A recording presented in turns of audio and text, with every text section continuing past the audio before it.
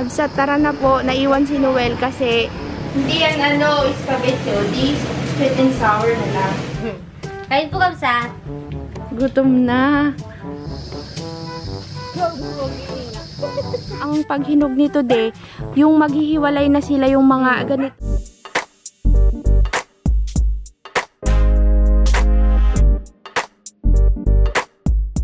Good morning. Ba't puti parang ang itim? Ang puti mo na niya. Puti nga. Ako mamaga yung mata ko, Kabsat. Aakyat po si Nini at si Rasid sa bundok. Kukuha po sila ng ubod. Yan. Pero sila Tay Carlos, nandun na. Sila Tirina, tapos yun. Doon na sila manananghalian. Hindi nila siya alam, di ba? Oh, hindi nila alam. Papakain si Nini ng favorite na recipe ko na adobong ubod. Mag-jacket ka tiya, mainit. Ay, mainit yun. Sige. Kabsat, tara na po. Naiwan si Noel kasi tawag dito, walang tao sa farm. Pupunta kami ng farm at magdadala ng pagkain dun. Kasi sabi namin, wag na kayong umakyat. Hindi tiya, aakyat ako Sabi niya, nagapilit ka, Kabsat.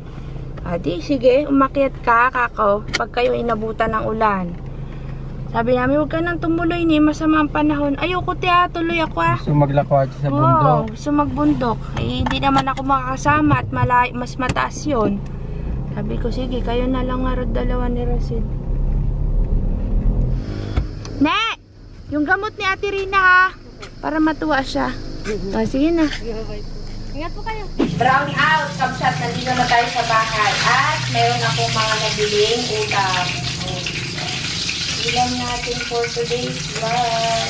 Mag-ano ako, may mga yun din, favorite kong iskabitsi ang tawag ko. Ito ay sa naman. Limahan pala. Meron po tayo dito healthy food again. Kaso puro lupa po kasi maputik. Umulan sa gabi. Meron po tayo dito pangalan nito, bulaklak ng kalabasa at saka talbos ng kalabasa. Wala si Ate Nine, nandun sila sa bundok. Kaya for today's video, ako lang at si Kakabsot. Si Sis, walang pasok pero nabaday siya dahil may lakad kami bukas. Sama kayo siyempre. Ngayon, magluluto muna ako ng ulam natin hanggang hapunan na ito, Kakabsat. Kasi mamaya, for sure, pagod na naman ang mga person. Kaya luto muna tayo kasi pupunta ulit tayo kinante ang hila mamaya. At may buyer tayo ng laptop, guys. May buyer. Si Diana.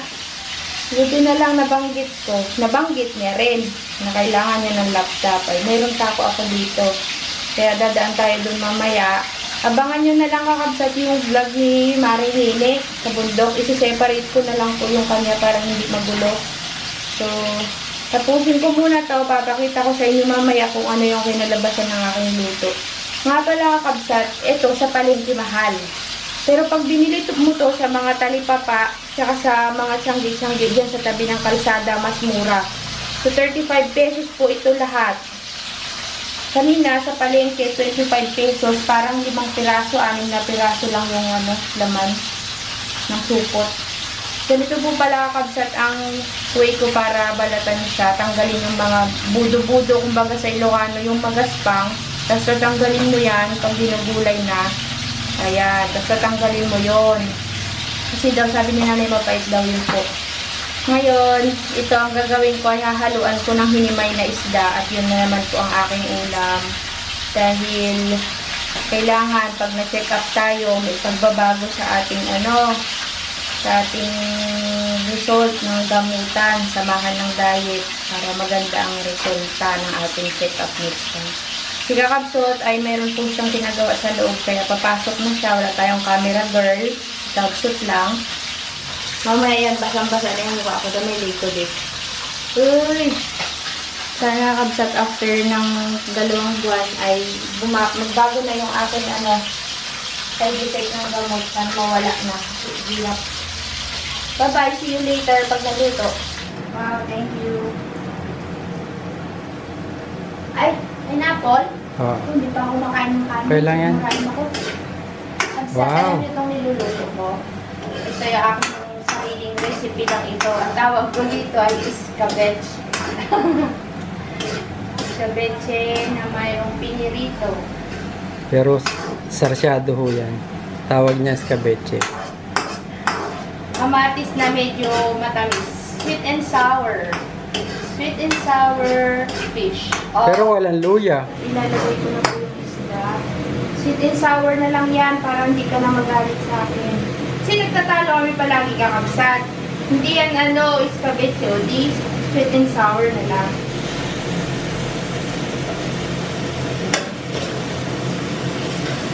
Para lumasa yung isda. Tapos, sarap diba kabsat? Ang aking hulang lang na bulaklak ng kalabasa na may isda sa ilalim. Sarap. May kakabsat to eh. Kasi kamatis, may lipsi sa kamatis. Wow. Mainit eh. Wait lang. May bahaw tayo. Nagsaing siya. Nagsaing si Nini. Bago Kumain umalis siya. kasi, kumain muna siya. Sabi ko ni, huwag ka nang pumunta ng bundok. Dito akit ako. Makyat. Pagbigyan ang hilig ng walang ligalig. Siguro nandun yung tatay niya. Tsaka gusto niya nung adobo kung ano, ubod. Favorite niya. Sarap sana to labayan di.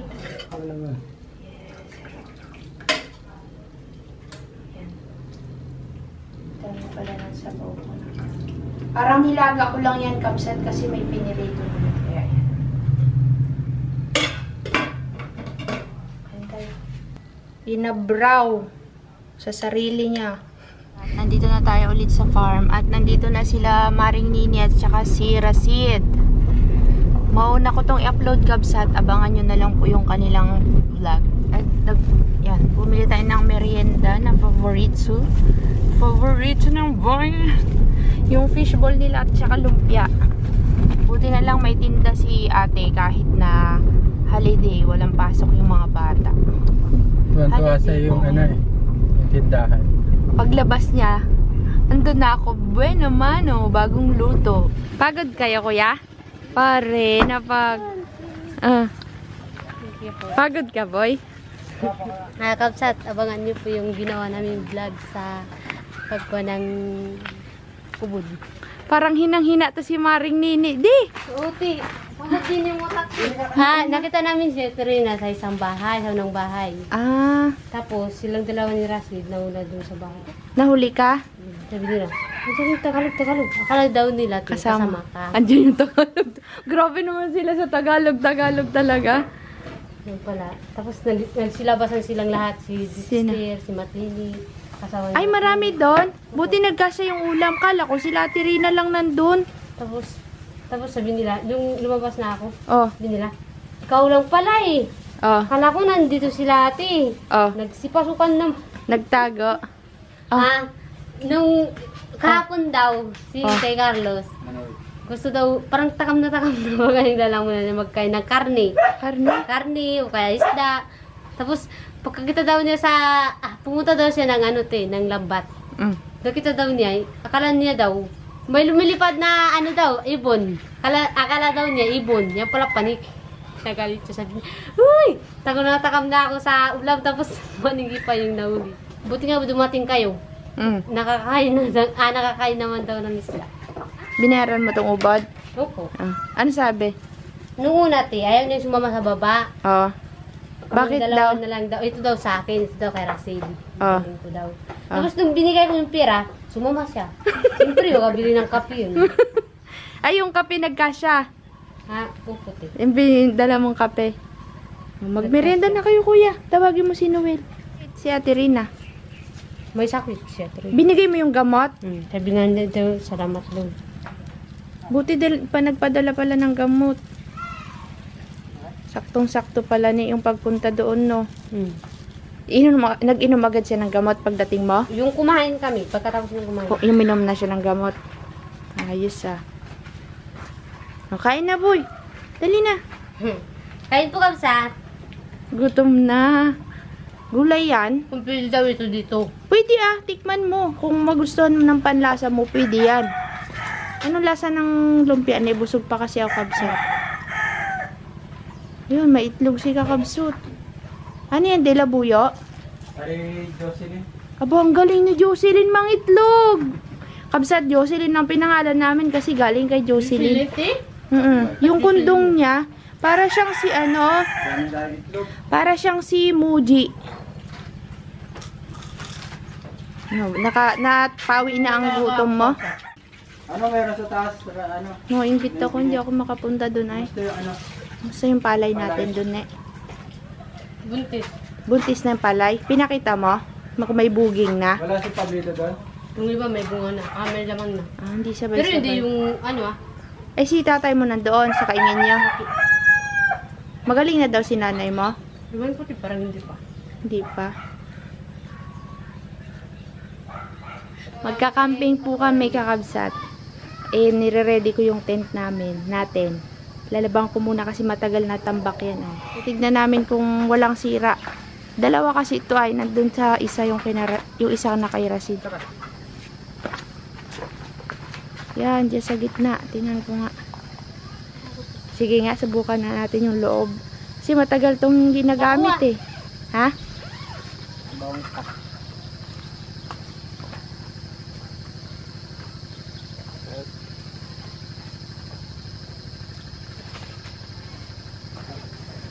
Ayaw. Ay, sira na.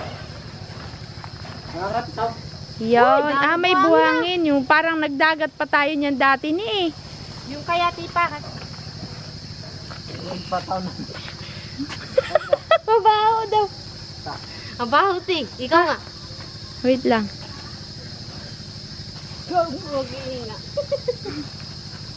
Amin kulog.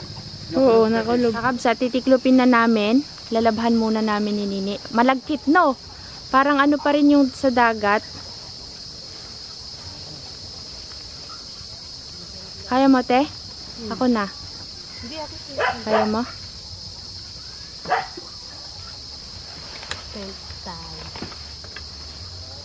Huwag mo na dikit sa katawan mo, malikabok. Yung kasi tingin sa ililo ko. Nagaganyan din kayo? Ganito yung tent nila. Ikaw nagaligpit. Hindi sila marunong magtupi. Natuto ka dun sa ginamit natin. Inaalala ko, ganito yung Tent natin. Hindi ko ganito sila magtutupi. Natuto sila? Ganyan pala, ba't mo alam? Oh, Doon po kasi may tent din sa lahat na. ginagamit natin. Nila, hirap na hirap sila, te. Hindi nila kaya? Kasi di ba nung una tayo nagganto, hirap na hirap din tayo. Oh, tapos natutunan na natin. Oo. Paano, anong ginawa mo? Sinulit ko, sinira ko ulit. Sinira mo ulit. Binuwag Binuwag mo ulit. Sabi ko, ganito po. Binag ko sila. Yan. Wala na ba? Oo, ano mo lang, palupot mo na. Ako na magalaban yan mamaya sa bahay. Kapsat, nilalagyan po ni ate yung mangosteen ng, ano ba yan, te? Mga pampabulok. Mga balat ng saging. Yung talbos na binabad. Ay, di ba may talbos kayong binabad? Ilagay ko na sa Ganyan yung mangos. Ay, hindi naman nakikita, te. Down lang. Yan, ganun. Ito yung pinagmarkutan. And then, Ito. Tapos, ito yung mangustin. Hindi ko alam kung kung ito pa rin yung mangustin. Pero, subukan na lang natin. Hindi siya kagaya ni nung sa lansones at rambutan na, as in, isang puno talaga siya ng rambutan na nakabaon na may ugat na. Yung nandoon, hindi ko maintindihan, te. yung rambutan kasi at lansones, isang diretso siya na puno. Which is may ugat na siya na sarili. Nakatanim dun sa seedling bag. Tapos mayroon na siyang mga dahon na bago, mga talbos. Meeting po sila sa kakabsat. Kung saan lalagay yung rambutan. Parang kay enjoy dahon. Anong paliwanag mo, Ninian? Yung ginawa nila po, naisip ko po, Oh, ito yung puno, yan yung parang tumubo pa yung, ano talaga yung, buto talaga, tapos lumaki. oh. Tapos pinutol nila. Tapos ito, Galing talaga ito sa puno na, yung bubunga na ba, nabubunga na. Dinog ko nila, para, yan, markot na yun. Oo nga. Ano?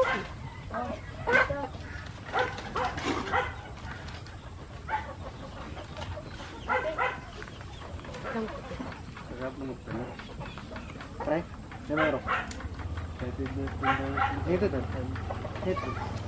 Kung pinanghugas ng kanin, yung bigas, ipunin mo sa timba. Pagkusin ng pandibigas mo. Sa mangustin, sa rambutan. Yun ang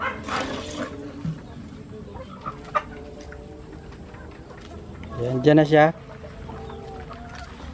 Final answer. para mabuhay siya, para may akitin na.